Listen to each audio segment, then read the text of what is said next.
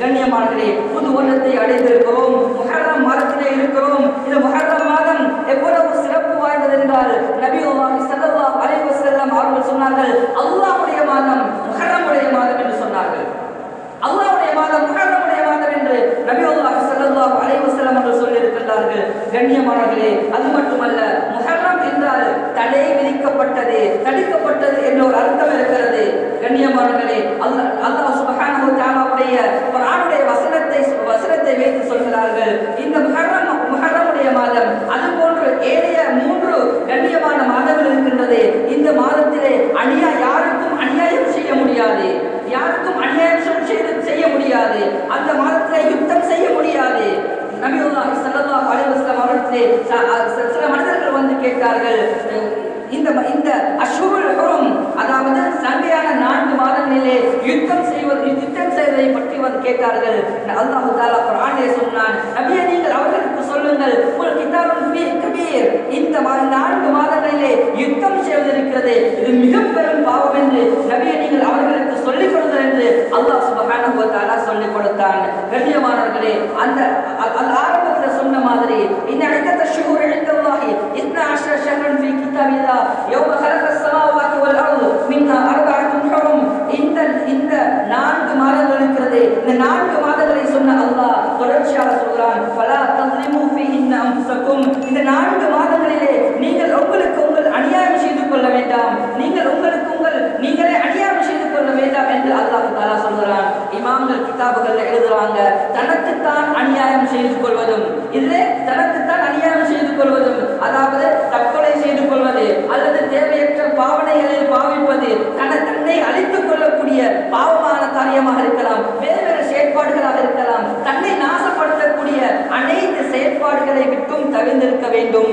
அதே போன்று கண்ணியமானவர்களே, பிறருக்கும் அந்த அநியாயத்தை செய்யக்கூடாது. தனக்கு தான் அநியாயம் செய்து கொள்வது எவ்வாறு தடுக்கப்பட்டிருக்கிறதோ அதே போன்று பிறருக்கும் அநியாயம் செய்வதை அல்லாஹ் தஆலா தடை செய்திருக்கின்றான். கண்ணியமானவர்களே, பிறருக்கு அநியாயம் செய்வது இந்த 4 மாதங்களில் மாத்திரம் தடையானது அல்ல, 4 மாதங்களில் மாத்திரம் தடையானது அல்ல, அது எப்பொழுதும் தடையானதுதான். அதே போன்று கண்ணியமானவர்களே, தனக்கு தான் அநியாயம் செய்து கொள்வது என்பது இந்த 4 மாதங்களில் மாத்திரம் தடை செய்யப்பட்டதல்ல, அனைத்து நாட்களிலும், ஒவ்வொரு வருடத்திலும், ஒவ்வொரு மாதத்திலும் தடை செய்யப்பட்டிருக்கிறது தான். ஆனாலும் இந்த 4 மாதங்களிலும் உறுதியாக இந்த 4 மாதங்களிலும் அநியாயம் தடுக்கப்பட்டிருக்கிறது. இந்த 4 மாதங்களிலே அநியாயம் செய்யப்படுமாக இருந்தால் அதனுடைய தண்டனையும் பாரதூரமாகத்தான் அமையும். உதாரணத்துக்கு நாங்கள் எடுப்போம் என்றால், நாங்கள் நாட்டு சட்டத்திலே ஒரு சட்டம் இருக்கிறது, கூட்டமாக கூடிக்கொண்டு பிறருக்கு அநியாயம் செய்வதற்கோ அல்லது வேறு சமூகத்தில் ஏதாவது பிரச்சனை உருவாக்குவதற்கோ ஏதாவது ஒரு கூட்டம் கூடி நாங்கள் நிற்பது இருக்கிறதே, இது கூடாது, இது தடுக்கப்பட்டிருக்கிறது, தண்டனைக்குரிய குற்றம். ஆனால் இந்த சட்டம் எப்பொழுது கடுமையாகும் என்றால், ஏதாவது ஒரு பிரச்சனையின் போது கிளப்பி போட்டிருக்கிறாங்க, ஊரடங்கு சட்டம் போட்டிருக்கிறாங்க, அல்லது அவசர கால சட்டம் போட்டிருக்கிறாங்க, இந்த நேரத்தில் கூடவே கூடாது. இது இப்ப மாட்டிப்பட்டா தண்டனை பெரும் தண்டனை தான் கிடைக்கும். அது மாதிரி தான் கண்ணியமானவர்களே, அநியாயம் செய்வது என்பது வருடத்தில் எல்லா மாதங்களிலும் கூடாதுதான். ஆனால் இந்த மாதத்திலே அநியாயம் செய்தால் அதனுடைய தண்டனையும் பாரதூரமானதாக இருக்கும் என்பதை நானும் நீங்களும் விளங்கிக் கொள்ள கடமைப்பட்டிருக்கின்றோம். அதே போன்று கண்ணியமானவர்களே, எவ்வாறு பாவம் செய்தால் தண்டனை அதிகமாகுமோ அதே போன்று இந்த மாதத்திலே நன்மைகள் செய்தால் அதற்குரிய கூலியும் நல்ல கூலியாக, பெருமதியான கூலியாக கொடுக்கப்படும் என்பதை நானும் நீங்கள் விளங்கிக் கொள்ள வேண்டும். கண்ணியமானவர்களே, ரமதானுடைய மாதத்துக்கு பின்னால் நோன்பு நோட்பதற்கு மிகவும் தகுதி வாய்ந்த மிகவும் சிறப்பான நோன்பு அது முஹர்ரம் மாதத்துடைய நோன்பாக இருக்கிறது என்பதை நபியுல்லாஹி ஸல்லல்லாஹு அலைஹி வஸல்லம் அவர்கள் சொல்லியிருக்கிறார்கள். அபூ ஹுரைரா ரலியல்லாஹு அன்ஹு அவர்கள் அறிவிக்கின்றார்கள், அஃதலுஸ் ஸியாமி பஅத ரமலான் ஷஹ்ருல்லாஹில் முஹர்ரம், ரமலானுடைய மாதத்துக்கு பின்னால் சிறப்பு வாய்ந்த நோன்பு என்னவென்றால் அல்லாஹ்வுடைய மாதம் முஹர்ரமுடைய மாதத்திலே நோக்கப்படக்கூடிய நோன்பு என்ற விடயத்தை நபியுல்லாஹி ஸல்லல்லாஹு அலைஹி வஸல்லம் அவர்கள் சொல்லி தந்திருக்கின்றார்கள். எனவே கண்ணியமானவர்களே, முஹர்ரமுடைய மாதம், துல்கஅதாவுடைய மாதம், துல்ஹிஜ்ஜாவுடைய மாதம், ரஜபுடைய மாதம், இந்த 4 மாதங்களிலும்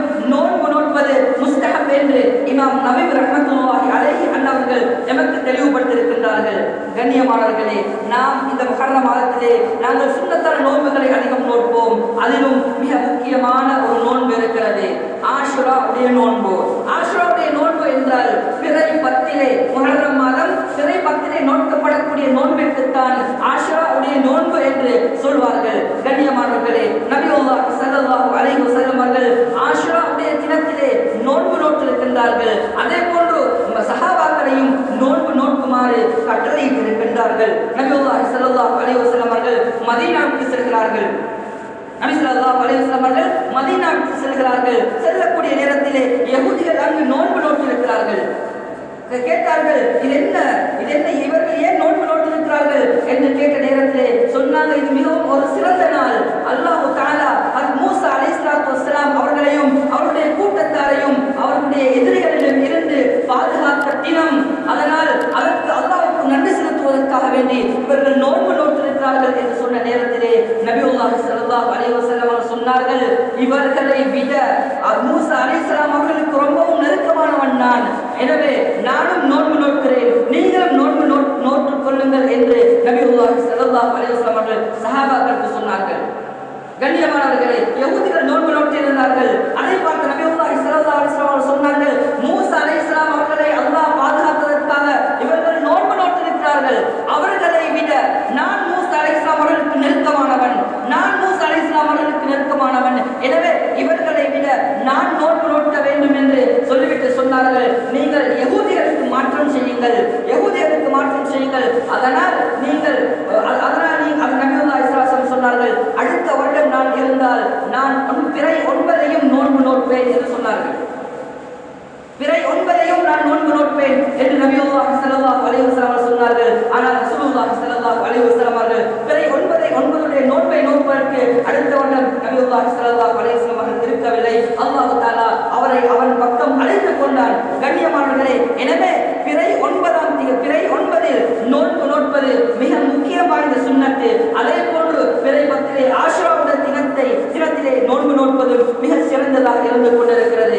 ஒருவருக்கு பிறை 9 நோன்பு நோட்பதற்கு தவறி விடுகிறது அல்லது ஏதோ ஒரு பிரச்சனையிலே அவர் நோன்பு நோக்கவில்லை என்றால் இமாம்கள் சொல்லுகிறார்கள், பிறை 10 பிறை 11 நோன்பு நோட்டுக் கொள்ளலாம், எந்த விதமான பிரச்சனையும் கிடையாது. இமாம் அஹ்மத் ரஹ்மத்துல்லாஹி அலைஹி அவர்கள் இமாம் அஹ்மதிலே முஸ்னத் அஹ்மதிலே பதிவாக்கி இருக்கின்றார்கள். நபியுல்லாஹ் ஸல்லல்லாஹு அலைஹி வஸல்லம் அவர்கள் சொல்லியிருக்கிறார்கள், காலிஃபுல் யஹூத், யஹூதியருக்கு நீங்கள் மாற்றம் செய்து கொள்ளுங்கள். சூமு யௌமன் கபலஹு, அந்த ஆஷுராவுடைய தினத்துக்கு முன்னால் ஒரு நாள் நீங்கள் நோன்பு நோட்டுக் கொள்ளுங்கள்.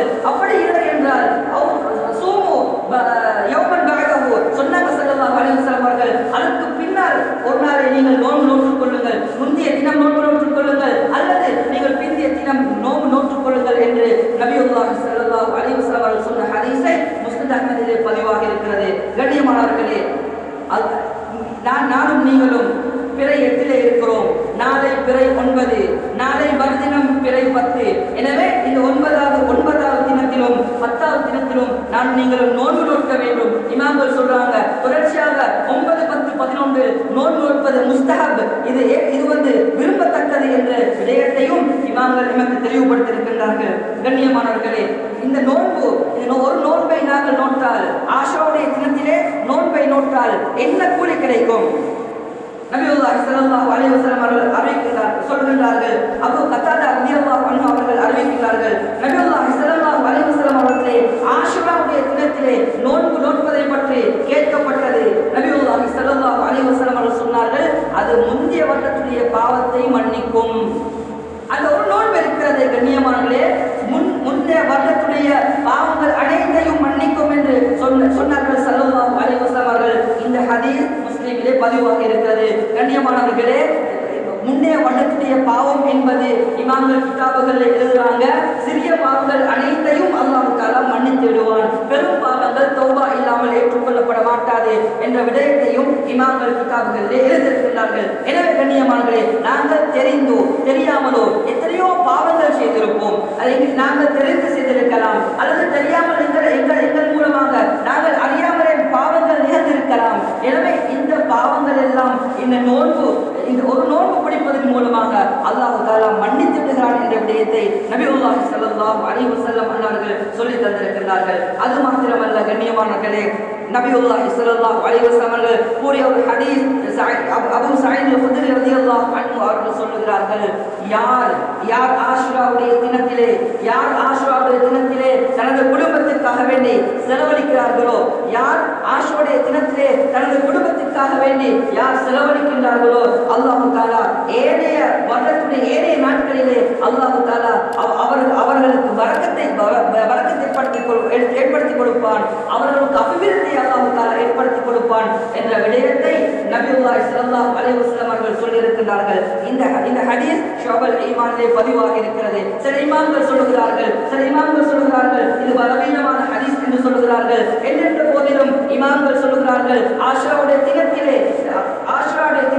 தனது குடும்பத்தில் இருப்பவருக்காக செலவழிப்பது முஸ்தஹப் என்று விரும்பத்தக்கது என்று சொல்லியிருக்கிறார்கள். எனவே கண்ணியமானவர்களே, அல்லாஹ் சுப்ஹானஹு வ தஆலா எங்களுக்கு மிகப்பெரிய ஒரு சந்தர்ப்பத்தை தந்திருக்கிறான். முஹர்ரமுடைய மாதம், புது வருடத்தை நாங்கள் அடைந்திருக்கிறோம். நாங்கள் இவ்வளவு காலம் செய்து கொண்டிருந்த பாவங்களை எல்லாம் விட்டு நாங்கள் தூரமாகுவோம். எந்தெந்த அமல்களை நாங்கள் செய்து வந்தோமோ அந்த அமல்களை தொடர்ச்சியாக நாங்கள் செய்வோம்.